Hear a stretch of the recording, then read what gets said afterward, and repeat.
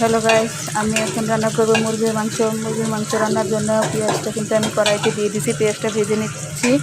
ওই দিকে আমি কিন্তু একটা বাটিতে মশলাগুলো দিয়ে দিয়েছিলাম। মশলাটা কী কী দিয়েছি আমি বলে দিচ্ছি।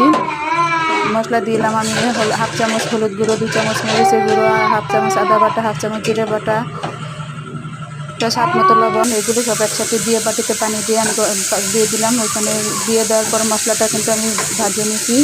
এখন মুরগির মাংসটা দিয়ে দিছি। মুরগির মাংসটা কিন্তু আমি এখন কিছুক্ষণ নেড়ে চেড়ে নেব।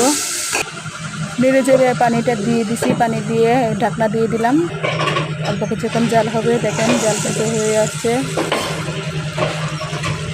তো আলু দিয়ে দিলাম, আলুটা দিয়ে এখন নাড়া দিয়ে দিব, নাড়া দিয়ে আবার ঢাকনা দিয়ে দিব।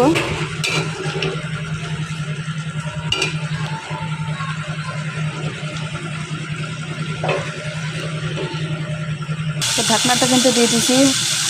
5 মিনিট জাল করার পরে দেখেন আমার কিন্তু সম্পূর্ণ কষানো হয়ে গেছে। এখন আবার ঝোল করার জন্য পানি দিয়ে দিলাম।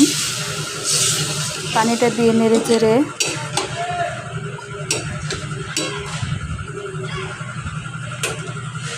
আবারও ঢাকনাটা দিয়ে দিলাম। এইদিকে কিন্তু আমি পাগার দেওয়ার জন্যে প্যানের মধ্যে দিয়ে দিয়েছি একটা তেজপাতা, 2টো দারচিনি, 2টো এলাচ দিয়ে,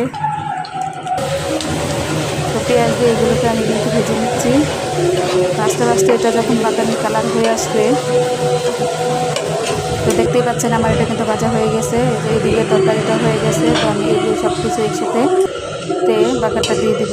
দেখেন বাগারটা দেওয়া হয়ে গেছে। তো এভাবে ঝটপটভাবে মুরগির মাংসটা রান্না করে নিলাম। তো ঘরে যতই ভালো ভালো রান্না করি না কেন, জামাইদের খাওয়াইলে বলে যে ভালো লাগে না। অথচ পাশের বাসায় বেড়াতে গেলে ওখানে খাইয়া বলে কি খুব স্বাদ হয়েছে। তাহলে কি খাওয়ানো দরকার এদেরকে ঘরে?